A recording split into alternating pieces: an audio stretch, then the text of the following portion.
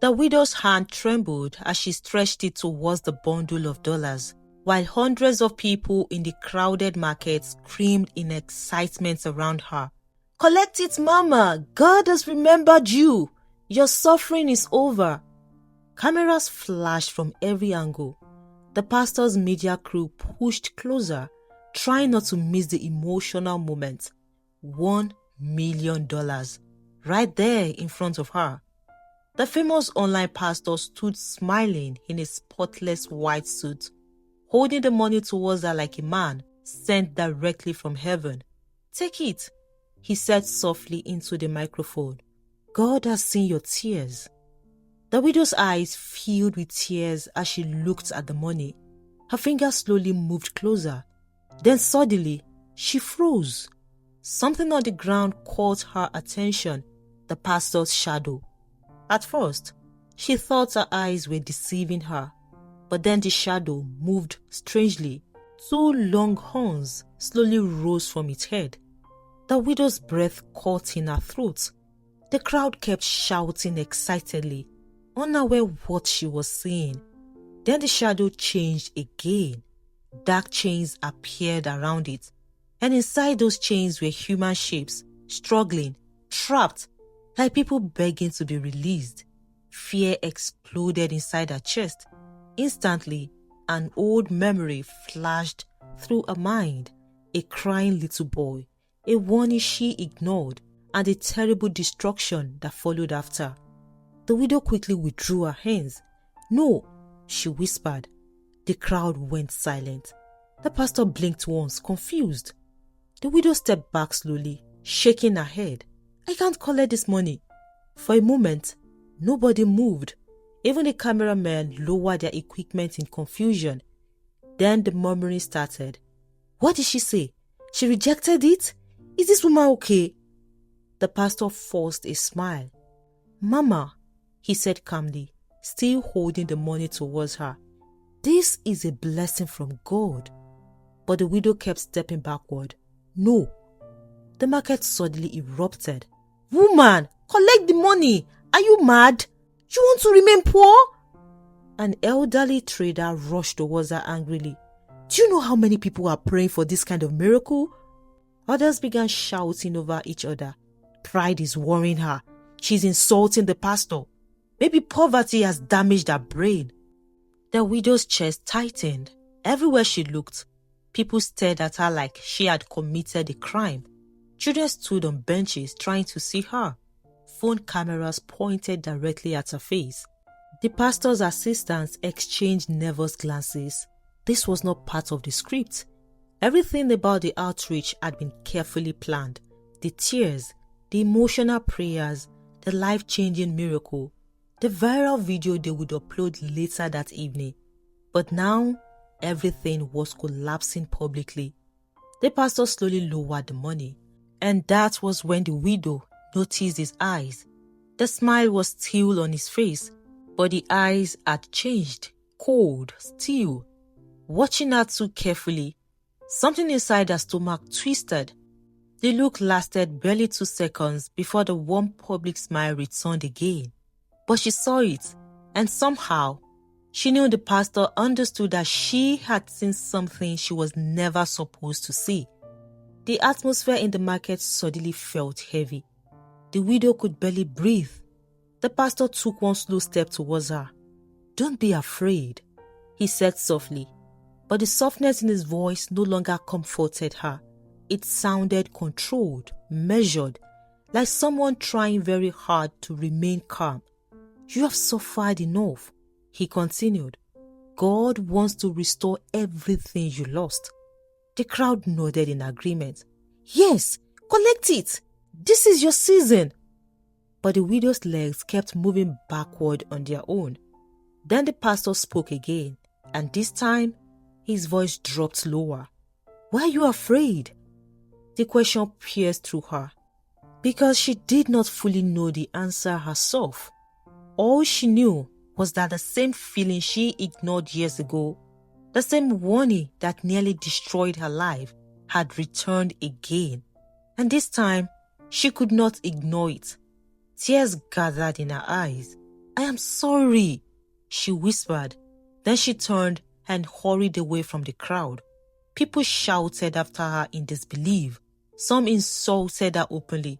Others laughed. A few women even ran after her, begging her to come back and collect the money before the pastor changed his mind. But the widow did not stop. Behind her, the entire market had fallen into chaos. The pastor remained standing in the middle of the crowd, still holding the money. But the cameras captured something they were never meant to record. The widow did not stop running until the noise of the market faded behind her. Her chest rose heavily as she entered the narrow path leading to a small room behind an old mechanic workshop. Inside the market, people were probably still talking about her. The foolish woman who rejected $1 million. The woman who insulted a famous pastor. The woman who chose poverty. But none of them understood what she saw. Her shaking fingers locked the door behind her. Then she sat quietly on the edge of her bed. And slowly, memories returned. There was a time when her life smelled different. Back then, expensive perfumes filled her dressing room every morning. The soft scents followed her everywhere she went. Her heels clicked confidently across shiny office floors, while workers greeted her respectfully. "Mama, good morning." Her phone never stopped ringing in those days. Suppliers, customers, business partners. She owned 2 successful stores and supplied food products across different cities. Trucks moved goods for her weekly. Money entered her account so often that she stopped checking alerts immediately. Life was moving beautifully. Her husband was healthy. Her children laughed freely. Even her house carried warmth. Weekend outings, loud family dinners, birthday celebrations, vacation pictures. Everything looked untouchable until that afternoon. She remembered it clearly. The sun had been unusually hot that day. She had just stepped out of her shop when a little boy suddenly ran towards her barefooted. "Mama, please," he cried. "I am hungry." The boy could not have been older than 8. His clothes were dirty. His lips looked dry. Tears ran down his face as he held his stomach. People walked past without paying attention. The widow stopped immediately. But the moment she looked directly into the boy's eyes, something strange happened. A sudden coldness moved through her body, not ordinary fear. It felt like icy water had been poured down her back. Then her stomach tightened painfully. She could not explain it, and deep inside her spirit came one clear warning: do not give him money. The feeling was so strong that she almost stepped away. But immediately another thought entered her mind. How can you ignore a hungry child? She looked around in embarrassment, hoping nobody noticed her hesitation. The boy kept crying, "Mama, please, help me." The widow shook her head lightly, trying to silence the strange feeling inside her. "It's just a child," she told herself. Quickly, she opened her handbag and handed him money. The moment the boy collected it, he stopped crying instantly. That was the first thing that disturbed her. The tears disappeared too fast. Then the boy looked up at her and smiled. Not like a grateful child. The smile felt wrong, cold, almost knowing. Before she could speak again, he turned and disappeared into the crowd. That night, she could not sleep properly. By the following week, her biggest customer suddenly cancelled a major contract. Then, one of her delivery trucks developed mechanical problems on the highway and lost goods worth millions. 2 weeks later, her husband collapsed unexpectedly at home. Hospital bills started draining money rapidly. Then more problems came relentlessly, like something had opened a door inside her life. Employees she trusted stole from her. Business partners disappeared with money. One of her stores caught fire mysteriously at night. Her husband's condition worsened. Doctors became confused. She spent nights praying and crying on hospital floors while her once beautiful life slowly slipped through her fingers. And somehow, no matter how much money she spent, things only became worse. Then, death came, suddenly, cruelly. After that, everything collapsed completely. Within 6 months, the woman people once admired became someone else entirely. The expensive perfumes disappeared. The luxury cars disappeared. Friends stopped calling. The workers who once respected her vanished. People who used to beg for appointments suddenly avoided her. Her remaining properties were sold one after another just to survive. Eventually, she lost everything. Everything except her life. The widow wiped tears from her face as she sat in the darkness of her tiny room. For years, she had replayed that moment with a little boy over and over inside her head. That warning, that cold feeling, that terrible mistake. And today in the market, the exact same feeling had returned. Only this time, it did not come from a hungry child. It came from a smiling pastor holding $1 million. Miles away from the noisy market, the pastor sat alone inside his mansion. The building stood behind tall black gates with armed security at every corner. Expensive cars lined the driveway like a private showroom. The floors gleamed like mirrors.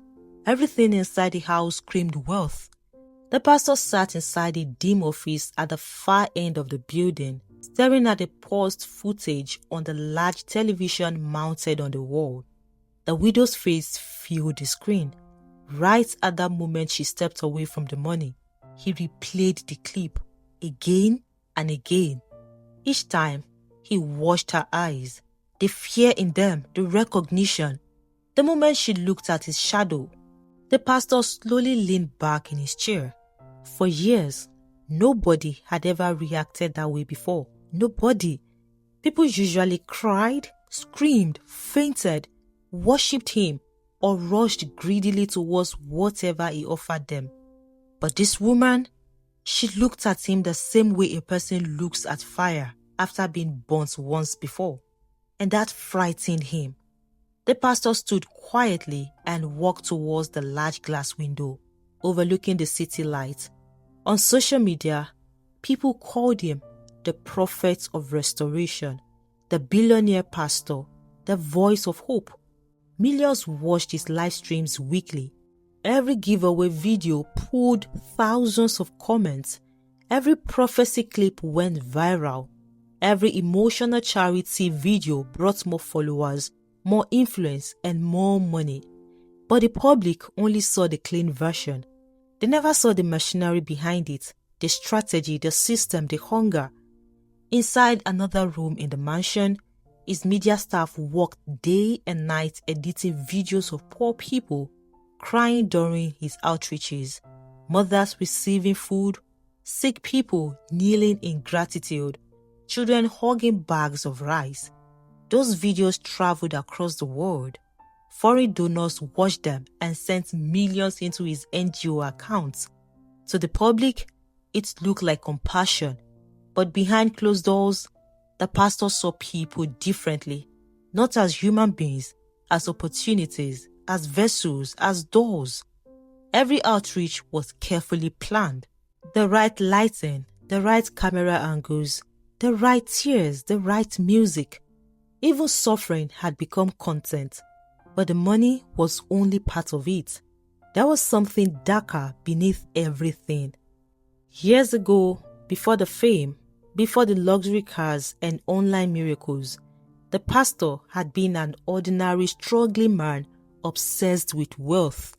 He hated poverty with everything inside him. While others prayed patiently and walked slowly, he wanted power fast, money fast, recognition fast. He spent years watching famous preachers online, private jets, bodyguards, crowds calling them daddy, word tours, expensive suits, and millions of followers hanging on to every word they spoke. He envied them deeply, Not because he loved ministry, but because he loved what ministry could give him: respect, influence, control. At his lowest point, during a period of terrible financial struggle, someone introduced him to a secret gathering of wealthy men. Men who looked successful publicly but carried darkness privately. That was where everything changed. The ritual was simple at first. Money appeared quickly afterward. Business opportunities opened unnaturally fast. Contracts came from nowhere. His wealth multiplied beyond explanation. But the riches came with a condition. The covenant had to keep feeding, not with blood the way people imagined in movies, but through human destinies, through spiritual exchange. The more people trusted him willingly, the stronger the covenant became. That was when he made the smartest decision of his life. He became a pastor, not a traditional pastor with accountability or a real church building, an online pastor, a social media prophet. He understood modern people perfectly. People trusted emotional stories. People trusted generosity. People trusted public kindness. So he built an image carefully. Luxury mixed with spirituality. Motivational preaching mixed with prophecy. Charity mixed with worship music. Soon, videos of him blessing poor people started spreading online. He paid bloggers to repost his content, paid media teams to edit emotional clips. Every crying widow, every hungry child, every struggling family, every public giveaway, all of it became fuel for his growing empire. The NGO made him untouchable. People saw him as a helper of humanity. Foreign organizations donated millions after seeing the heartbreaking videos his team uploaded online. But spiritually, something darker was happening underneath every act of help. A covenant attached itself to the people who received money from him, especially those who collected huge gifts publicly while celebrating him. That was why many of them never remained the same afterward. Some lost direction completely. Some entered depression. Some became mysteriously stagnant. Some died unexpectedly. And each time another person collected from him, the covenant fed again.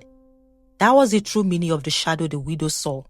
The horns represented the darkness behind the rise. But the chains were the people tied to the covenant, the trapped destinies, the stolen futures, the lives feeding the wealth that made him famous. The pastor turned away from the window and looked back at the frozen image of the widow on the screen. Then slowly, his expression hardened. Because now, there was a problem, a dangerous one. The widow had seen something she was never supposed to see.